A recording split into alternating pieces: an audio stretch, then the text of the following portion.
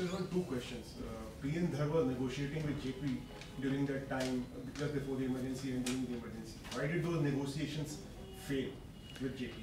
And the second question is about the end of the emergency. I know there are so many theories about when the emergency was lifted, why was it lifted.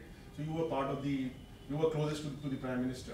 You would probably know better than most of us as to why the emergency was lifted when it was lifted. Mr. Dhar was negotiating with JP and with other leaders also.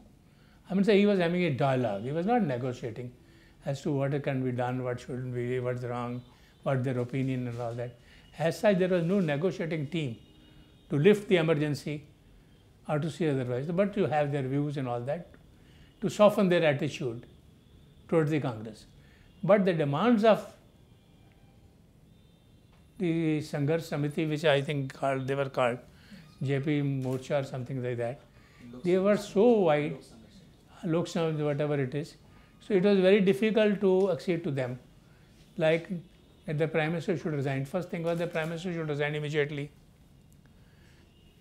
So that is, he was not, and they were not prepared to say, the call he gave it to the army, armed forces for mutiny, or to the police for rebel.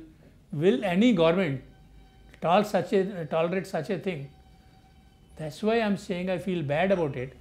Various articles are appearing these days on emergency. That's misleading the youth, denigrating Mrs. Gandhi and saying only because the emergency was declared as she lost the election.